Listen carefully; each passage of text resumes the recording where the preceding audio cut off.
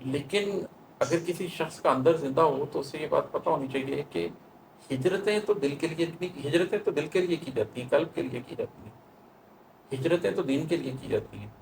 رزق کے لیے ہجرت کا تو کوئی کانسیپٹ پایا ہی نہیں جاتا۔ رزق کے لیے آپ، اللہ کی زمین کھلی ہے، آپ پھریں جائیں۔ لیکن جو لوگ کہتے ہیں کہ ہم رزق کے لیے ہجرت کر گئے، نوکری کی خاطر اپنے آپ کو کھیڑ کے کہیں اور لے گئے، یہ بیسکلی سب دنیا داری ہے۔ اس لیے کہ صرف خدا ہی آخر کار وہ منزل ہے جہاں پر آپ اس کی آغوش میں چلے جاتے ہیں، اس کی رحمت میں چلے جاتے ہیں، تو پھر آپ وہاں پر بچ کے نہیں نکلتے، ورنہ آپ کی غم ہستی کے بھی بڑی ڈائمینشنز ہیں، بڑے رخ ہیں۔ بسم اللہ الرحمن الرحیم۔ السلام علیکم۔ ابھی ایک چھوٹی سی غزل ہے، اس کے اوپر ڈسکشن کر لیتے ہیں۔ یہ ہے کہ تلاش رزق میں مارا پھرا ہوں، تلاش رزق میں مارا پھرا ہوں، سگے دنیا ہوں آوارہ پھرا ہوں۔ یہ جو ہمارے شکم کی آگ ہے نا، جو ہمیں دنیا میں دوڑائی پھرتی ہے، یہ اس کے حوالے سے شعر ہے۔ بلکہ مجھے ایک اور شعر یاد آ رہا ہے، افتخار عارف کا بڑا خوبصورت شعر ہے کہ شکم کی آگ لیے پھر رہی ہے شہر بشہر، سگے زمانہ ہیں ہم کیا ہماری ہجرت کیا۔ کہ ہم تو زمانے کے کتے ہیں، ہم کیا اور ہماری ہجرت کیا، ہمیں تو شکم کی آگ لے کے پھر رہی ہے شہر بشہر، ایک جگہ سے دوسری جگہ لے کر پھر رہی ہے۔ ایک ضمیر جعفری کا بھی اس معنی میں بڑا خوبصورت شعر ہے کہ شکم نے دل کی حقیقت بھی کھول دیا، پھر مقام رزق سے آگے کوئی مقام نہیں۔ وہ دل کی ایک حقیقت کھول کے رکھ دیتے ہیں لوگوں کے جو روزگار کے غم میں۔ تو اسی تناظر میں یہ بھی ایک شعر ہے کہ تلاش رزق میں مارا پھرا ہوں، سگے دنیا ہوں آوارہ پھرا ہوں۔ کہ میں پوری دنیا میں یہ جو آوارہ پھر رہا ہوں، بھانت بھانت پہ جا رہا ہوں، لوگوں کے دروں پہ جا رہا ہوں، شہر بشہر پھر رہا ہوں، ملک بملک پھر رہا ہوں، یہ تو تلاش رزق میں پھر رہا ہے۔ لیکن اگر کسی شخص کا اندر زندہ ہو تو اسے یہ بات پتہ ہونی چاہیے کہ ہجرتیں تو دل کے لیے کی جاتی ہیں، قلب کے لیے کی جاتی ہیں، ہجرتیں تو دین کے لیے کی جاتی ہیں۔ رزق کے لیے ہجرت کا تو کوئی کانسیپٹ پایا ہی نہیں جاتا۔ رزق کے لیے آپ، اللہ کی زمین کھلی ہے، آپ پھریں جائیں۔ لیکن جو لوگ کہتے ہیں کہ ہم رزق کے لیے ہجرت کر گئے، نوکری کی خاطر اپنے آپ کو کھیڑ کے کہیں اور لے گئے، یہ بیسکلی سب دنیا داری ہے۔ اور اس پہ میں کسی کو کرٹیسائز نہیں کر رہا، یہ ہم سب کرتے ہیں۔ میں بھی ایک زمانے میں اپنی زندگی کے ساتھ یہی کرتا رہا ہوں کہ جہاں رزق لے گیا وہاں چلے گئے، سوائے اس کے کہ سیلری کون زیادہ دے رہا ہے، کوئی مقصد نہیں تھا کہ کہاں نوکری کرنی ہے، سوائے اس کے کہ کہاں زیادہ منافع ہوگا، کوئی مقصد نہیں تھا کہ کیا کاروبار کرنا ہے۔ اس سے آگے بھی ایک زندگی ہوتی ہے، وہ میرے بہت سے اور اشعار میں اس کے بارے میں ذکر ملتا رہتا ہے۔ لیکن زندگی کا ایک فیز ہے جس کا میں آپ کو حوالہ دے رہا ہوں کہ تلاش رزق میں مارا پھرا ہوں، سگے دنیا ہوں آوارہ پھرا ہوں۔ زمانے تیرے ہتھ کنڈوں سے بچ کر، زمانے تیرے ہتھ کنڈوں سے بچ کر تیری گلیوں میں بے چارہ پھرا ہوں۔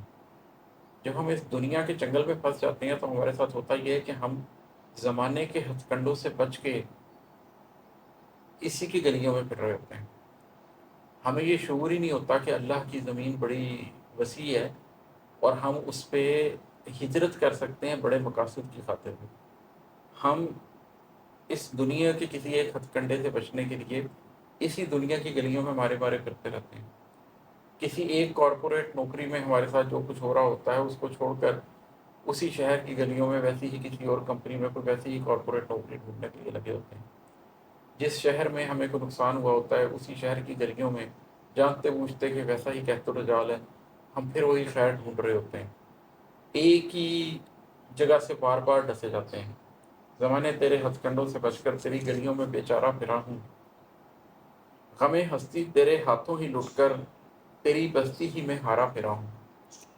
اچھا، یہ صرف زمانے کے ساتھ نہیں ہوتا، جب آپ اس سفر سے آگے نکل جائیں، جب آپ غم دورہ کے سفر سے آگے نکل جائیں اور غم ہستی کے سفر پر بھی آ جائیں، تو پھر ایک دفعہ یہ ریئلائز کرتے ہیں کہ غم ہستی میں بھی آپ ہستی کی بستی میں لٹ جاتے ہیں اور پھر ہستی کی بستی میں ہی پھرتے رہتے ہیں۔ غم ہستی تیرے ہاتھوں ہی لٹ کر تیری بستی ہی میں ہارا پھرا ہوں۔ یہ بات آپ کو بہت دیر سے سمجھ آتی ہے کہ غم ہستی بھی منزل نہیں ہے، غم ہستی بھی وہ لانچنگ پیڈ ہے جہاں سے آپ نے خدا شناسی کی طرف جانا ہے۔ اس لیے کہ صرف خدا ہی آخر کار وہ منزل ہے جہاں پر آپ اس کی آغوش میں چلے جاتے ہیں، اس کی رحمت میں چلے جاتے ہیں، تو پھر آپ وہاں پر بچ کے نہیں نکلتے، ورنہ آپ کی غم ہستی کے بھی بڑی ڈائمینشنز ہیں، بڑے رخ ہیں۔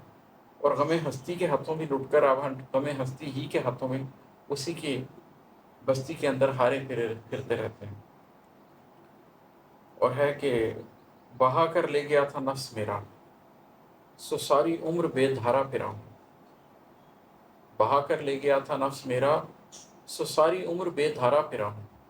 جب سیلاب آتا ہے اور وہ کسی کو بہا کے لے جاتا ہے نا، تو وہ پھر کسی ڈائریکشن پر نہیں جا رہا ہوتا، وہ تو دریا اپنے بند توڑ کے نکل جاتا ہے، وہ تو دریا آگے سے کئی شاخیں اختیار کر لیتا ہے۔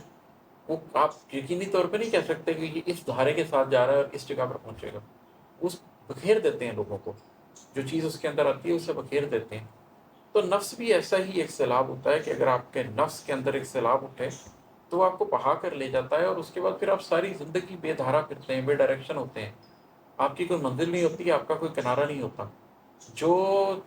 جو لہر آپ کو جس طرف لے جائے آپ اس طرف چلے جاتے ہیں، جو مجدار آپ کو اپنی طرف کھینچ لے آپ کی طرف چلے جاتے ہیں، جس طغیانی میں آپ پھنس جائیں اس طغیانی کے اندر آپ پھنس جاتے ہیں۔ تو بہا کر لے گیا تھا نفس میرا، سو ساری عمر بے دھارا پھرا ہوں۔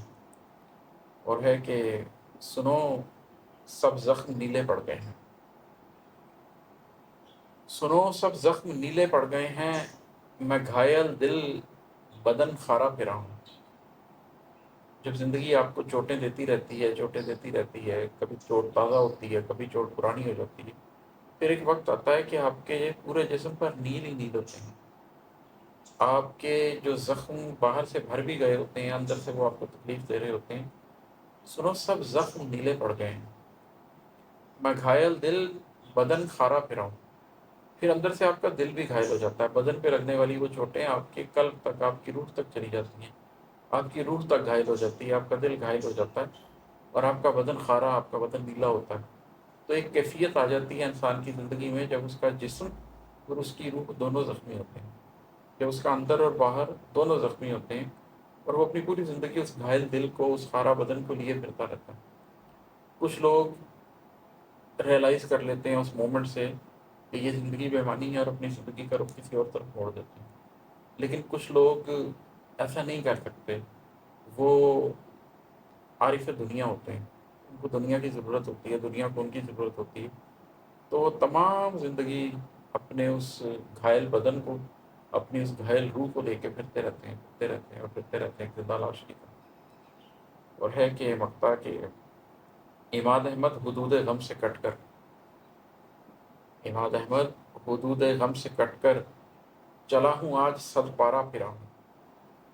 جب آپ حدود غم سے کٹتے ہیں تو آپ صرف اس سے کنارہ کشی اختیار کرنے کے معنی میں نہیں کٹتے ہیں، بلکہ ان حدود غم سے نکلنے میں آپ خود بھی کٹ جاتے ہیں۔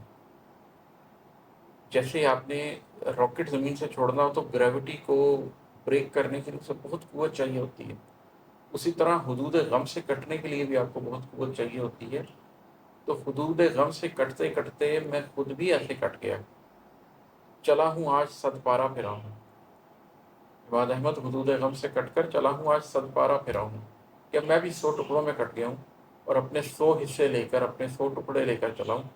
حدود غم سے کٹتے کٹتے پارہ پارہ ہو گیا ہوں، ریزہ ریزہ ہو گیا ہوں، کچی کچی ہو گیا ہوں، اور اب اپنے یہ 100 ٹکڑے لے کر چلا ہوں، اور اپنی ذات کی تشکیلیں نو کروں گا۔ غم کی اس حد سے نکلنے کے بعد ان 100 ٹکڑوں کو جوڑوں گا، تشکیل ذات کروں گا، ایک نئی ذات کی تشکیل کے بعد ایک نئی زندگی کا آغاز کروں گا۔